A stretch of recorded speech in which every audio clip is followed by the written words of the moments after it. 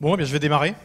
Hein, merci, merci à vous de nous avoir réunis. On est super content en fait de parler, d'échanger de vive voix et d'arrêter de faire des événements en Zoom. Donc en tout cas, pour moi, c'est un vrai plaisir.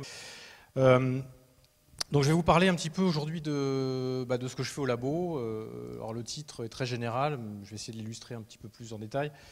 Autour des polymères biomimétiques, et avec deux sujets finalement qui m'intéressent particulièrement ces dernières années. L'un orienté vers la nanomédecine et puis l'autre vers le développement de cellules artificielles. Alors le contexte, c'est effectivement chaque enseignant-chercheur, hein, comme le rappelait Marc, est dans un labo. Donc moi je suis dans un labo qui s'appelle le laboratoire de chimie des polymères organiques. Donc voilà, labo de polymères. Donc je fais des polymères, je m'intéresse aux polymères. Et dans ce labo, on fait plein de choses très différentes. On s'intéresse un peu aux polymères dans tous leurs états, et puis pour beaucoup d'applications très différentes.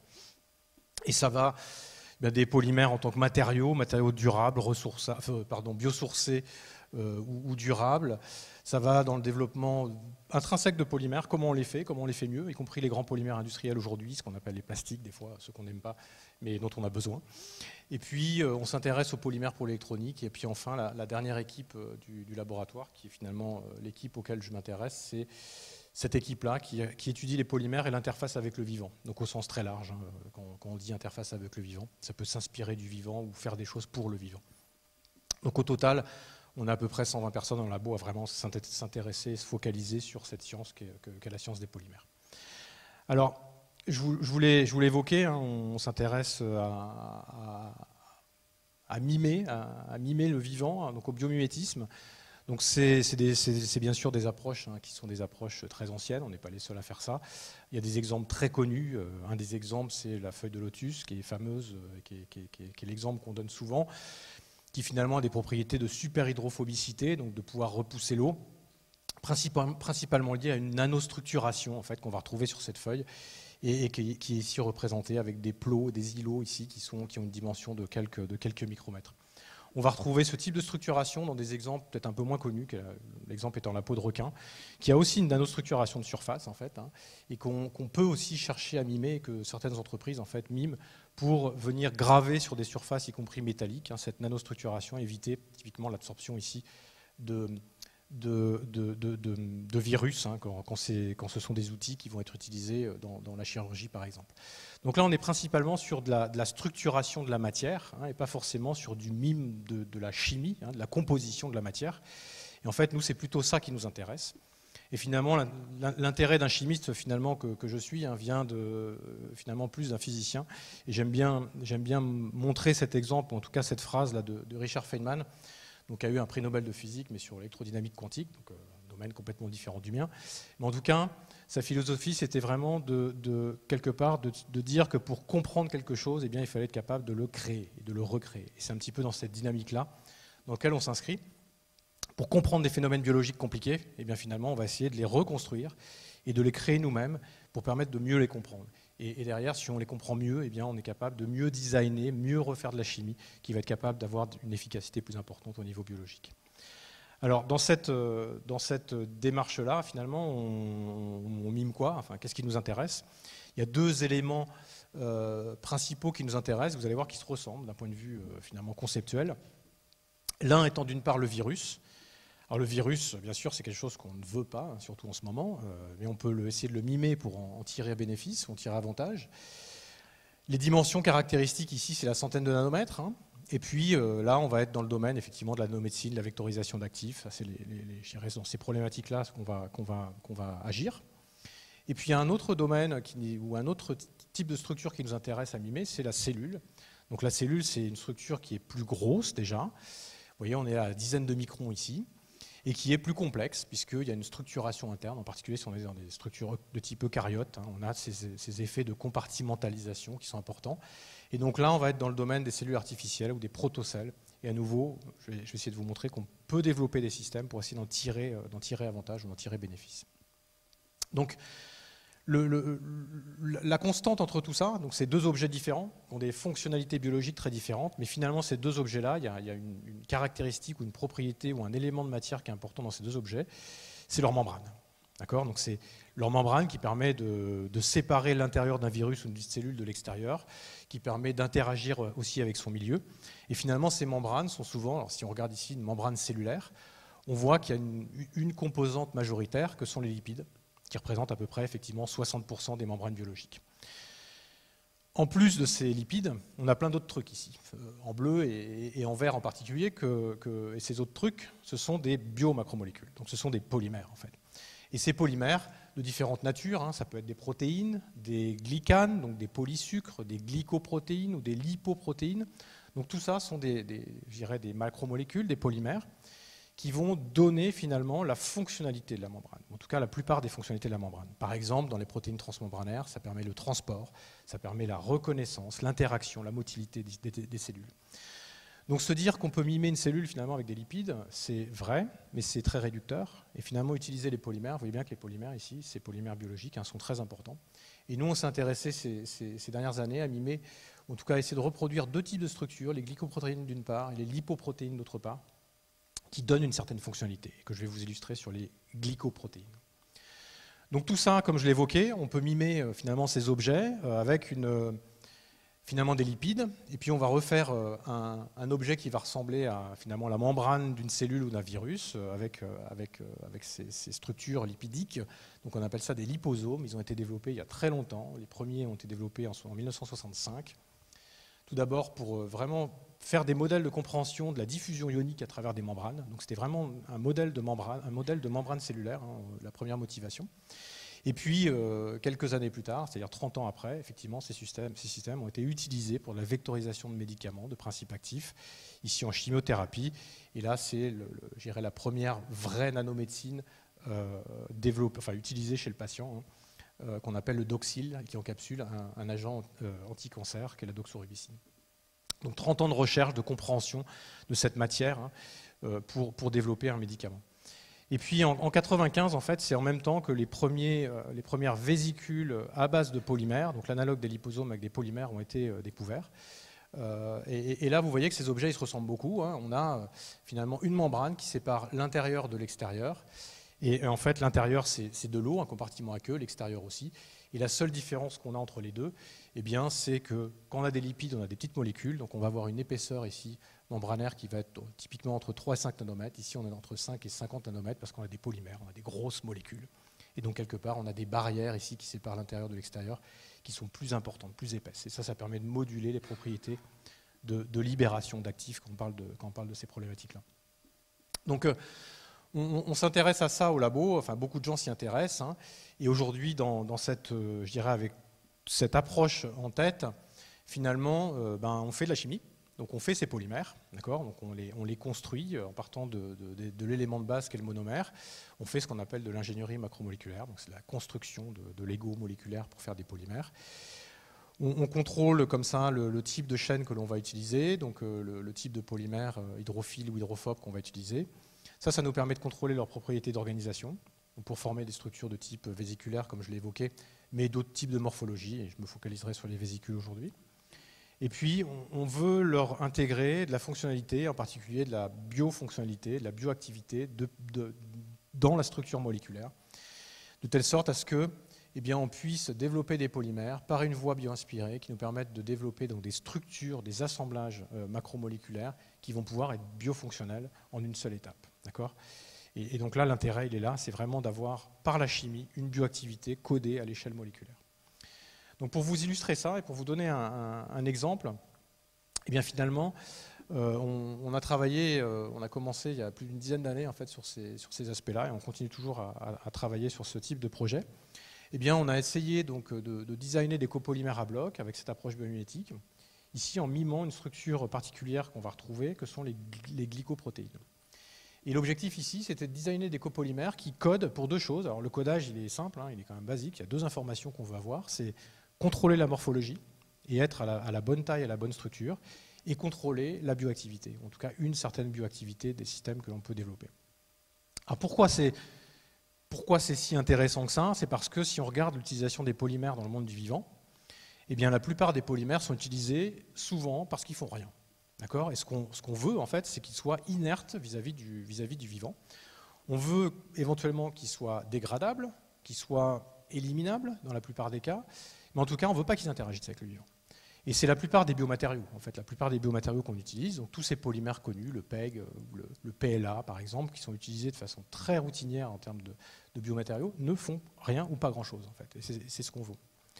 Cependant, ça c'est bien pour faire des biomatériaux, mais si on veut solubiliser ou délivrer un actif thérapeutique, on va vouloir, à un moment donné, cibler la cible thérapeutique. Et donc on va vouloir reconnaître certains éléments biologiques. Et donc pour ce faire, souvent, eh bien, on va rajouter un étage supplémentaire, et ça veut dire une réaction chimique supplémentaire, de façon à avoir un ligand, c'est-à-dire quelque chose qui va reconnaître la cible biologique et une cellule, par exemple une cellule tumorale par rapport à des cellules saines. Donc ça nécessite une chimie qui est multi-étape, et dès lors qu'elle est multi-étape, forcément, elle nécessite de contrôler chacune des étapes, et ça c'est un frein important à un développement clinique. Cependant, il existe plein de polymères qui sont aussi biocompatibles, mais qui sont en même temps bioactifs. Et en fait, ce sont ces polymères auxquels on s'est intéressé, et c'est ces polymères qu'on a voulu intégrer dans des structures capables de former des nanoparticules qui peuvent reconnaître des cibles. Et parmi les premiers qu'on a développés dans cette philosophie, là, donc structure extrêmement simple d'un point de vue chimique, on va combiner un oligopeptide, ici, donc c'est un polypeptide hydrophobe synthétique, qui va mimer notre protéine, entre guillemets. Ici, on a un oligosaccharide ou un polysaccharide qui va pouvoir donner une certaine bioactivité, dès lors qu'on choisit les bons. Et là, celui qui nous intéressait, c'est l'acide hyaluronique. Alors l'acide hyaluronique, vous le connaissez tous, ou vous le connaissez toutes. En cosmétique, on entend beaucoup parler, c'est très hydratant, donc c'est très bon pour la peau, c'est super. Mais ça a d'autres propriétés que cela. Hein.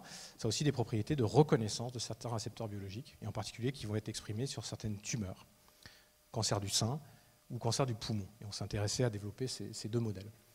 Donc là, on a conjugué ces deux types d'éléments de matière en utilisant une chimie qui nous permet de le développer, donc une chimie clique, qui a été développée dans ces années-là. Et on a des structures comme ceci en fil qu'on est capable d'auto-assembler avec des morphologies de vésicules que vous voyez ici en microscopie électronique. La dimension ici, c'est entre 100 et 200 nanomètres. Et puis, on peut encapsuler des agents thérapeutiques à l'intérieur et suivre leur devenir au niveau cellulaire. Donc c'est ce que vous avez ici. Et maintenant, la surface ici en jaune, c'est de l'acide hyaluronique. Donc on est complètement couvert de l'acide hyaluronique. Et cet acide hyaluronique peut reconnaître certaines cellules, en particulier les cellules tumorales. Ici, on a sur un modèle de cancer du poumon. Vous voyez ici en noir, ce sont les cellules qui expriment ce récepteur ou qui surexpriment ce récepteur. Ici, ce sont les cellules qui n'expriment pas le récepteur en blanc. Et vous voyez qu'il n'y a quasiment pas d'interaction ou d'internalisation sur ce type cellulaire. Donc on a une sélectivité de l'internalisation de ces vésicules dans les cellules tumorales et pas dans les cellules qui n'expriment pas le récepteur. Et vous le voyez ici en fluorescence, puisqu'on a utilisé un marquage fluorescent pour pouvoir suivre tout ça. Donc après de nombreuses études in vitro, on a testé in vivo donc sur des souris les capacités de régression de tumeurs de ces systèmes. Et ce que vous pouvez voir ici, c'est qu'on a encapsulé deux actifs thérapeutiques. Alors, je vais vous épargner l'intérêt de cette double encapsulation qui est importante et qui est une singularité de ces systèmes vésiculaires. Et ce qu'on voit, c'est que la tumeur croît. Ici, c'est la croissance tumorale quand on ne fait rien, c'est ce que vous voyez sur ces images ici. Quand vous injectez l'actif thérapeutique libre, vous avez une légère inhibition de la croissance, ce que vous voyez ici, mais vous continuez à croître sans trop d'effet finalement de votre cocktail thérapeutique. Et si vous l'encapsulez dans vos vecteurs thérapeutiques ici, que sont ces nanoparticules, vous voyez qu'on a de bien meilleures propriétés de régression tumorale, ce qui montre une meilleure efficacité et, ce qui n'est pas indiqué ici, ce qu'on a mesuré par ailleurs, une moins grande toxicité. C'est tout ce qu'on recherche en fait dans ce domaine de la vectorisation d'actifs et de la nanomédecine en général. Donc typiquement, c'est un exemple ici relativement simple. On a pu exemplifier ça sur d'autres types de récepteurs, d'autres types de polymères, mais finalement une structure chimique relativement simple et bien designée permet d'apporter un bénéfice thérapeutique ici qui est important. Et ça, c'est des choses qui maintenant sont continuées à développer avec mais là, c'est en développement pharma avec une boîte pharma ainsi que L'Oréal qui s'intéresse à ça pour d'autres raisons. Dans ce domaine de la nanomédecine, je voudrais juste mettre en avant deux projets qui sont vraiment des projets actuels, pas aboutis, sur lesquels on est en train de travailler, ou certains qui ont démarré ou qui ne sont pas trop démarrés, où on s'est intéressé à injecter ces systèmes de vésicules dans le cerveau. Parce que là, il y a une vraie problématique d'aller dans le cerveau, une vraie difficulté. Et en fait, on a des objets qui sont très stables et qui permettent de le faire. Ici, vous voyez, c'est un projet que l'on a avec Clémentine Bosch-Bouju, où on veut finalement injecter ces vésicules que vous voyez en rouge ici dans le cerveau, et on peut suivre effectivement d'une part leur innocuité et d'autre part le fait qu'elles restent dans le tissu cérébral sans modifier l'activité de ce tissu cérébral. Et on veut utiliser ça en fait pour venir délivrer des doses et délivrer de façon photo-induite avec une technologie de vésicule qui est photoclivable que l'on a développée au laboratoire, venir libérer de façon sélective des doses d'actifs, où là ce sont des doses en fait, de molécules qui sont des molécules biologiques qu'on va pouvoir avoir par l'alimentation, et voir leurs effets de façon très spécifique et de façon quantifiable, on va dire, parce qu'on sait ce qu'on peut libérer de façon quantifiable. Et puis on a un autre projet où on veut utiliser ce type d'objets, des objets un petit peu différents à base de protéines, ce sont des protéines recombinantes qu'on a modifiées, ou à nouveau dans le cerveau, là on veut venir par action à nouveau photo-induite, donc avec la lumière ou par les rayons X, venir traiter post-chirurgie en fait les glioblastomes, parce qu'il y a un gros problème sur les glioblastomes, c'est qu'on ne peut pas enlever toute la tumeur, et donc il y a des cellules effectivement qui restent et qui vont se redévelopper, et il faut être capable comme ça de venir les dégrader de façon sélective, et ça on peut le faire à nouveau avec un dépôt. Là on est plutôt sur des systèmes de vésicules qu'on va mettre dans un gel et qu'on va déposer localement et qu'on va venir activer de façon très spécifique. Donc là c'est un projet qui est aussi un projet qui est en démarrage, mais sur lesquels à nouveau la nanomédecine peut apporter des solutions à des problèmes médicaux finalement auxquels on ne sait pas répondre aujourd'hui. Alors malgré tout ça et malgré tous ces espoirs, finalement, il y a des limitations dans la nanomédecine qui sont que dès qu'on injecte un truc par voie IV, notre système est programmé pour l'éliminer. Et les organes d'élimination, un des organes d'élimination, c'est le foie. Et que dès qu'on va injecter des nanos, elles vont à 80% dans le foie. Donc elles vont aussi dans la tumeur un peu, mais elles vont quand même beaucoup dans le foie. Et donc on est de fait limité en fait, par dans l'efficacité de nos approches, même si on apporte un bénéfice. Et donc on a voulu revoir un petit peu notre copie, la façon finalement de réfléchir et d'utiliser la thérapie cellulaire qui est en plein essor, qui est en plein développement, puisqu'il y a des cellules qui sont capables effectivement d'aller reconnaître des zones d'inflammation, et je pense en particulier aux cellules T, aux cellules lymphocytes, qui sont utilisées déjà en thérapie cellulaire. Donc on peut les combiner avec du monde synthétique, et c'est ce que l'on fait, c'est ce qu'on a commencé à faire. Donc là c'est modifier des cellules avec nos vésicules polymères, ou alors on peut carrément reconstruire complètement une cellule, par la synthèse, une cellule synthétique, et essayer de programmer quelque chose qui va être capable de corriger une dérégulation. Donc ça paraît futuriste, mais ça n'est pas tant que ça en fait. Donc pourquoi mimer une cellule? Déjà en tant que chimiste, c'est extrêmement intéressant. La cellule est capable de faire des réactions chimiques. Et là vous avez un exemple d'endocytose, où vous avez un objet qui rentre dans une cellule par un endosome. Vous avez ici les lysosomes qui viennent fusionner avec ces endosomes. Ces lysosomes contiennent des enzymes et qui, par fusion avec l'endosome, abaissent le pH, activent la réaction de l'enzyme qui vient dégrader ce qui a été intégré. Et ça, c'est une des réactions qu'une cellule est capable de faire à un temps donné. Mais en fait, les cellules, vous savez très bien, font des tonnes de réactions en même temps et de façon confinée dans le temps et dans l'espace. Et en tant que chimiste, c'est juste quelque chose de magnifique. Être capable de contrôler à une échelle aussi petite, de temps et d'espace, une réaction quand on en a besoin. Donc comment est-ce qu'on peut mimer ça? Eh bien, il y a beaucoup de challenges pour mimer ça, beaucoup d'enjeux. Les enjeux, c'est, vous voyez ici, on a deux espèces séparées qui viennent fusionner pour réagir, donc c'est compartimenté, ça veut dire séparer les espèces. Et il y a tout un tas d'enjeux à résoudre. Alors, je ne vais pas tous vous les exposer, ça prendrait beaucoup trop de temps, mais je vais vous en montrer juste un en fait, qui nous a intéressés, c'est de compartimenter. C'est un des éléments clés. Séparer les espèces réactives pour qu'elles viennent réagir quand on veut qu'elles réagissent. Donc comment faire ça? Mais on peut le faire par plein d'approches différentes. Donc là, c'est plus de la physico-chimie que de la chimie. Donc c'est vraiment de la formulation. Et on peut utiliser donc des outils qui vont être des outils de microfluidique ou des outils d'émulsion-centrifugation qui sont ici, où on peut finalement faire des vésicules dans des vésicules, ou des gouttes dans des gouttes. Ça se fait très bien. Ça se fait assez facilement, on va dire. Donc on fait des gouttes dans des gouttes ou on fait des vésicules dans des vésicules. Donc là j'ai mis une petite vésicule dans une grosse vésicule et vous les voyez ici ensemble. Donc c'est une verte avec une rouge et ça fait du jaune quand elles sont en même temps et qu'elles se superposent. Donc ça, on sait faire et on sait même le quantifier, c'est-à-dire qu'on sait exactement mettre la quantité que l'on veut à l'intérieur de ces vésicules géantes. Et pour le faire, en fait, ce qu'on s'est amusé à développer, c'est tout simplement à mélanger 3 vésicules de 3 couleurs différentes, donc bleu, rouge et vert. Et si on est à la bonne composition de bleu, de rouge et vert, on fait du blanc pur. C'est ce qu'on a ici sur ce spectre de couleurs. Et donc, idéalement, si on met la bonne quantité de vésicules ici, c'est ce que vous voyez dans cette cuvette ici en spectro qu'on vient illuminer, on a du blanc parfait. Si on regarde au confocal, donc aux microscopies optiques, cette vésicule géante qui contient des petites vésicules, on voit qu'on a bien, sur les 3 canaux de couleurs, on a nos 3 vésicules qui sont ensemble dans la même vésicule. C'est pas blanc parce qu'on regarde une petite tranche, et on ne regarde pas le volume entier qui moyenne la composition globale. Mais si on fait ça, eh bien on voit que c'est blanc. D'accord ? Donc ça veut dire qu'on est capable de contrôler ce que l'on met dedans et la quantité que l'on met dedans. Ce qui veut dire que potentiellement, on est capable de faire une réaction chimique en contrôlant combien je vais mettre de réactifs et donc ce qui va sortir derrière. D'accord ? Contrôler le produit de la réaction qui va se faire derrière.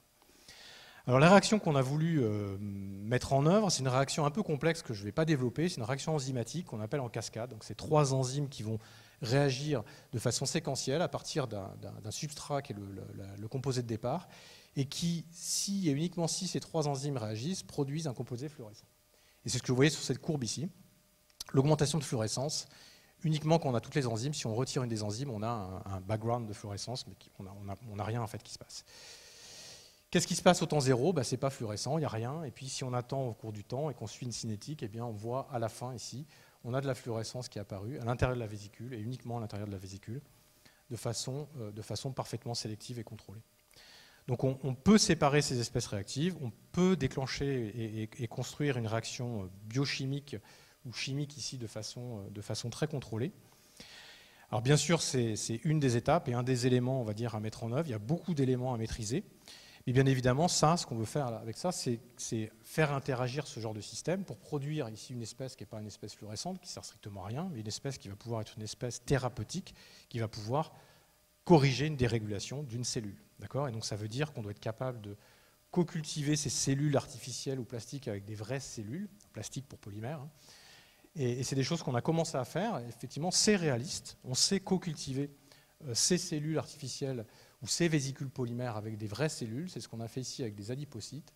Elles coexistent très bien sur des temps qui vont de l'ordre de 5 jours ici. Et derrière, ce que l'on veut, c'est les activer et les faire interagir, bien sûr.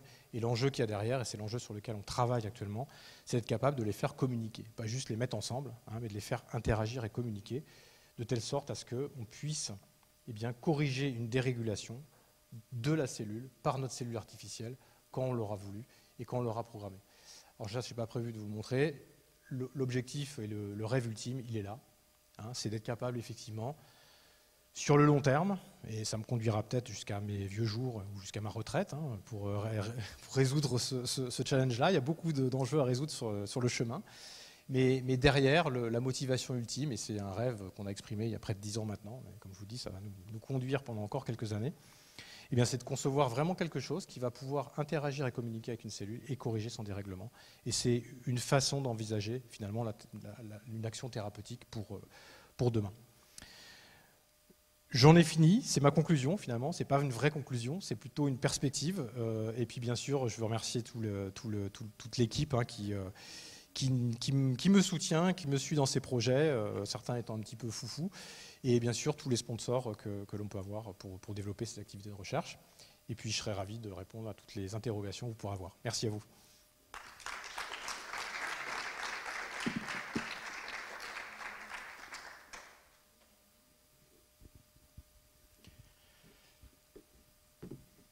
C'est dur la digestion. Vos cellules sont en train de faire des réactions, là, plein de réactions. Ouais.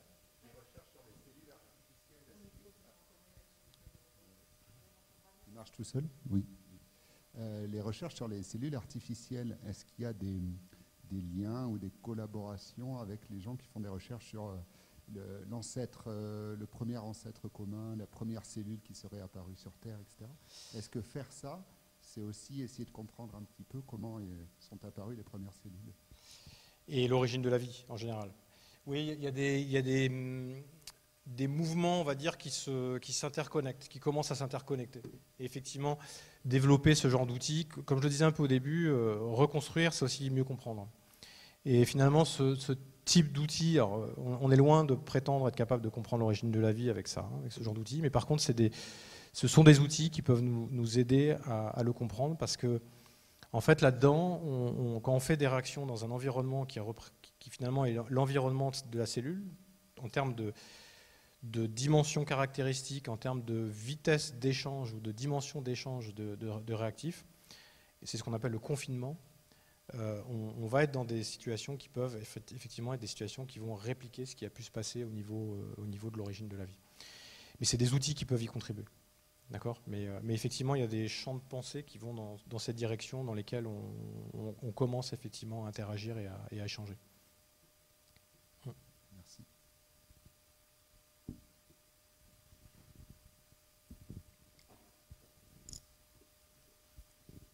Pour faire le lien, bonjour, merci pour votre exposé. Pour faire le lien entre ce que vous dites et ce qu'on a entendu ce matin en début de matinée, est-ce qu'il y a des gens qui réfléchissent à l'électronique active ou passive embarquée dans ce genre d'éléments pour aller faire des examens et de la récolte de data en interne sur un coroner?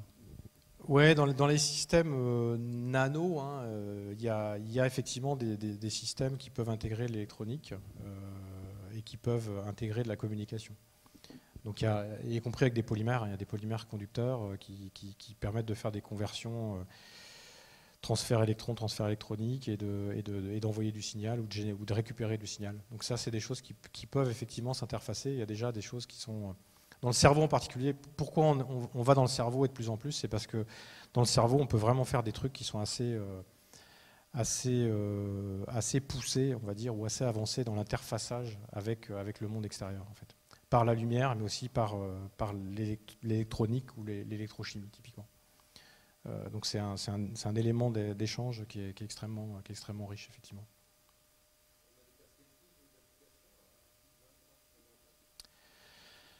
Alors sur la problématique que tu évoques, je ne sais pas. Je ne suis pas spécialiste dans ce domaine-là. Sur ce genre de projet, typiquement, il y a un projet qui ressemble beaucoup à ça, qui est développé au Japon par un collaborateur, enfin un collègue que je connais très bien. Donc c'est un gros projet, on va dire, qui couvre la plupart du Japon. Leur objectif, c'est de développer ce genre de technologie et de l'appliquer chez l'homme à 2045. Donc c'est pas demain, mais c'est pas aujourd'hui, c'est pas demain, mais c'est après-demain, c'est pas si loin que ça, quoi. Mais il y a plein de choses à comprendre, effectivement, au chemin, quoi, et à développer. Donc c'est ça à peu près la perspective. Alex, je crois que tu avais... Ouais. Juste une question un peu technique, parce que tu parlais à nouveau de la stimulation dans le cerveau. Avec la lumière, tu as quand même un problème de longueur d'onde, non? Ou comment tu rentres avec la lumière dans le cerveau si tu n'es pas dans l'infrarouge ou même ça va être difficile, non? Ouais, c'est un vrai enjeu parce que effectivement, le cerveau, c'est une boîte qui est bien protégée. C'est ce qu'on a de plus protégé effectivement dans notre corps. Tel qu'on l'envisage, en fait, c'est vraiment donc dans tout ce qu'on envisage, en fait, c'est d'avoir une action chirurgicale et donc d'implanter une fibre optique. Ah, d'accord, okay. Soit post-chirurgie dans le cas des glioblastomes, où on vient faire la chirurgie, faire un dépôt, laisser une fibre, et derrière on peut très bien vivre avec une fibre, ça se fait facilement. Et on vient juste brancher une LED et venir activer quand il y a besoin d'activer, sans refaire de la chirurgie ou sans passer à travers la boîte cardiaque. Ceci étant, il y a tout de même un problème, c'est qu'activé par la lumière, les énergies auxquelles on active pour l'instant sont des longueurs d'onde relativement basses, donc des énergies qui sont élevées. Et il y a un enjeu qui est l'enjeu du photochimiste dans l'équipe, qui est Nathan McLenagan avec qui on travaille, qui est de développer des sondes qui peuvent être clivées à plus haute longueur d'onde et donc à plus basse énergie. Et ça, c'est un vrai enjeu chimique, en fait. Et aujourd'hui, on n'y est pas encore. Il y a des astuces, il y a des choses qu'on est en train de développer. À minima, les choses qu'on développe aujourd'hui, et on a fait quelques essais là, parce qu'on n'en voit pas non plus des doses énergétiques très importantes et pas à haute fréquence, on n'est pas mortel vis-à-vis des cellules. Donc il n'y a rien de non invasif qui est proposé, disons, à la Si. place de la lumière pour éviter cette histoire de... Parce que là, Si. bon, moi je te propose à ce moment-là de mettre une électrode, donc on peut aussi stimuler pas mal de choses Exactement. si tu acceptes une implantation. Mais est-ce qu'il n'y a pas des stratégies non invasives qui sont aussi bien, voire mieux? Si, c'est pour ça que là, bon, je ne l'ai pas du tout développé, mais un des projets qu'on démarre tout juste là, en cancéro, c'est vraiment des sondes qui sont activables lumière et X. Et en fait, il y a des sondes qui font les deux. Et les X sont pénétrants, il n'y a pas besoin, c'est pas invasif. Par contre, c'est toujours pareil, c'est aller dans le cerveau. La difficulté, c'est aller dans le cerveau. Donc tu peux y aller en mettant quelque chose dans le cerveau, c'est facile. Y aller en mettant quelque chose dans une veine, c'est plus compliqué, parce qu'à nouveau, il n'y a pas grand-chose qui passe le cerveau. Et là, il y a des mécanismes qu'on veut tester, en fait, qu'on n'a pas encore testé, en utilisant des récepteurs au glucose, parce que le seul truc, le cerveau a besoin de réfléchir, il a besoin de glucose, besoin d'énergie. Et donc d'utiliser ces récepteurs au glucose pour venir passer la barrière hémato-encéphalique qui protège le cerveau. Ça, c'est une vraie difficulté, et il n'y a pas beaucoup de nano ou de n'importe quoi en fait, qui passe la barrière hémato-encéphalique. Donc là, il y a une vraie difficulté. Okay. Donc on la contourne en allant dedans directement. Merci.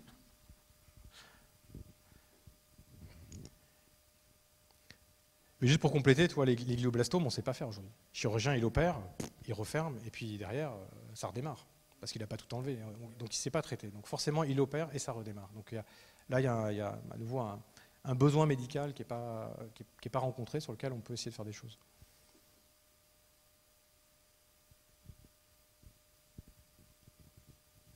Les jeunes ?